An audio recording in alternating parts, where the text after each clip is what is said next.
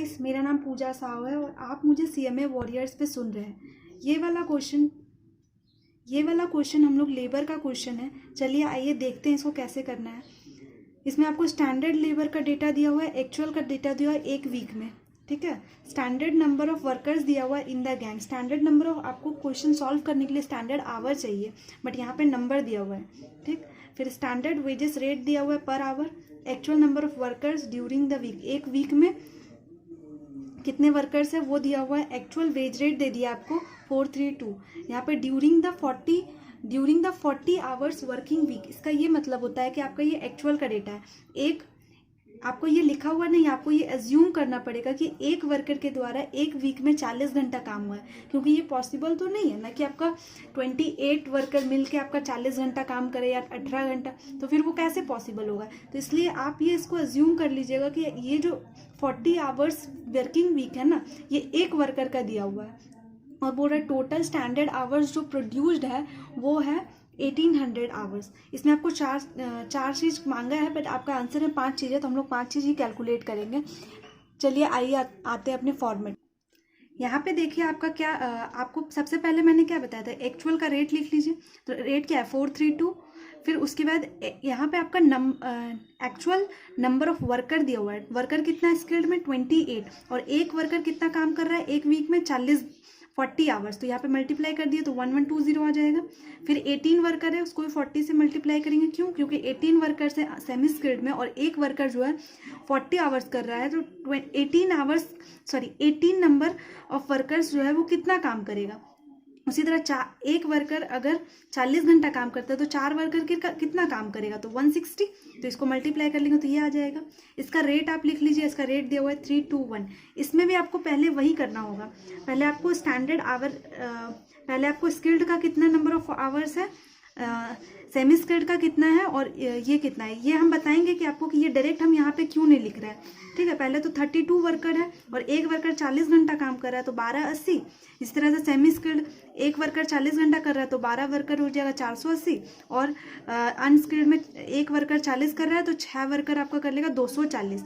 अब आप बोलेंगे कि ये डायरेक्ट जैसे हम लोग एक्चुअल में लिखे इसको भी तो लिख सकते हैं, पर आपका क्वेश्चन में क्या कहा है 1800 hours labour hour of work, मतलब कि कितना प्रोड्यूस हुआ है आपका स्टैंडर्ड आवर टोटल 1800, और आप इसका अगर टोटल करेंगे तो ये 1800 से ज़्यादा होगा, ये 2000 होगा। देखिए 1280 प्लस 480 प्लस 240, ये आपका देखिए 2000 आवर्स है। तो 2000 आपका एक्चुअल है। आपका जो स्टैंडर्ड जो वो प्रोड्यूस्ड हो रहा है वो कितना हो रहा है, बोल दिया है क्वेश्चन आपको 1800 आवर। तो अब ये जो 1800 है अब आपको इसमें बांटना पड़ेगा, मतलब ये जो आपका आया है इस रेशियो में आपको 1800 को डिवाइड करना है। तो आपका 1800, आपका स्टैंडर्ड आवर टोटल कितना 1800, ठीक है। टोटल कितना 2000, और हमको सेमी स्किल्ड में कितना आवर्स है तो 1280, तो मतलब इस 1800 में इतना इसका हो जाएगा। इसी तरह से 1800 डिवाइडेड बाई 2000 क्यों किए, क्योंकि एक्चुअल में हम लोग का बांट रहे हैं हम इसको। स्टैंडर्ड हम लोग का वैसे फॉर्मूला क्या होता है, standard hour for actual output, तो हम लोग का एक्चुअल कितना है 2000 आवर, इसलिए 1800 को डिवाइड कर दिए 2000 से, और जिसका जो भी स्टैंडर्ड आवर आ रहा है उससे मल्टीप्लाई कर दिए, तो इस 1800 में इसका कितना हो जाएगा।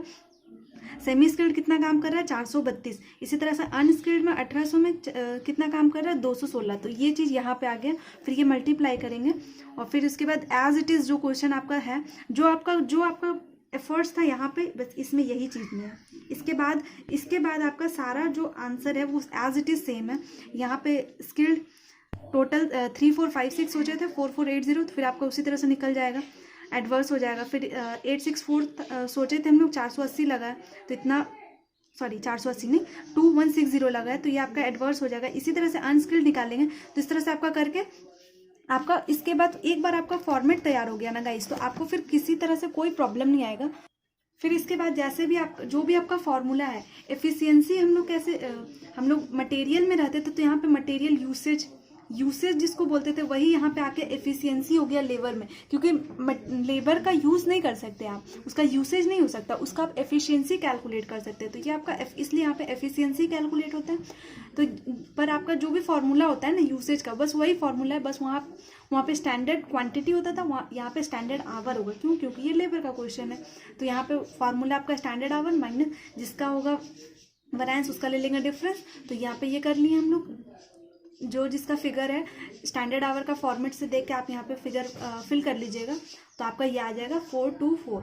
इसी तरह से प्राइस का आप निकालेंगे, तो standard price minus actual price और एक्चुअल आवर, तो प्राइस आप डाल दीजिए, आपका फॉर्मेट में दिया हुआ है 321 और 432।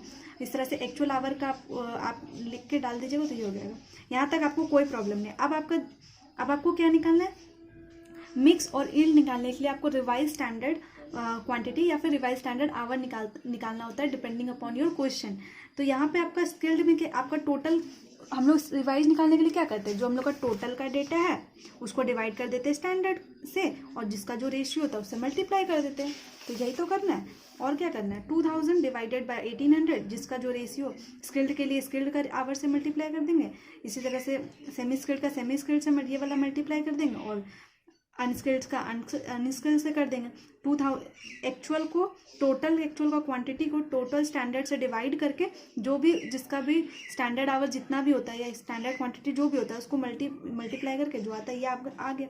फिर आपका जो फॉर्मूला है, फॉर्मूला आपका कोई दिक्कत नहीं, फॉर्मूला वही है। पहले अगर आपका रिवाइज स्टैंडर्ड आवर आप मिक्स निकालते टाइम आपका रिवाइज स्टैंडर्ड आवर पहले आता है, अगर रिवाइज स्टैंडर्ड पहले आता है तो हम लोग बाद में क्या लिखते हैं? एक्चुअल आवर, और फिर मल्टीप्लाई करते हैं रेट से। तो रिवाइज स्टैंडर्ड आवर आपका 1280, 480 और ये आ गया। एक्चुअल आप निकाल लेंगे यहाँ 321, तो ये आ जाएगा। इसी तरह से अगर आपको मिक्स निकालना है तो मिक्स में आपको क्या करना होगा? मैंने इसे यहाँ पे सॉल्व नहीं कर रखा है, बट मैं आपको यहीं बुक पे सॉल्व करके आपको दिखा देती हूँ कि क्या मतलब कैसे उसका फॉर्मूला लगा लेंगे। लेबर यील्ड वेरिएंस में आपका क्या, रिवाइज स्टैंडर्ड आवर्स जो हो जाएगा वो पीछे हो जाएगा, और आगे जो होता है फिर क्या होता है? स्टैंडर्ड क्वांटिटी और रेट। तो स्टैंडर्ड रेट ही हो, क्योंकि क्वांटिटी जब भी मल्टीप्लाई होता है तो स्टैंडर्ड रेट होता है।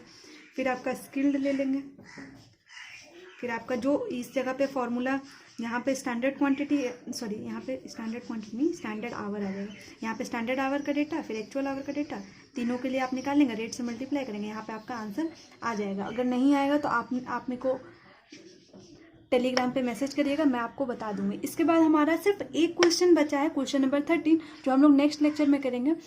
देन हम लोग ग्रुप 2 के स्टैंडर्ड कॉस्टिंग का जो चैप्टर है उस पर मूव करेंगे, उसमें जो भी क्वेश्चन है उसको ख़त्म करेंगे। इससे क्या होगा गाइज, आपका एक अगर आप ग्रुप 1 में हैं तो आपका अच्छे से प्रैक्टिस होगा, या फिर आप ग्रुप 2 में हैं तो आपका भी अच्छे से प्रैक्टिस होगा, दोनों है तो आपको लिए दोनों बेनिफिट होगा।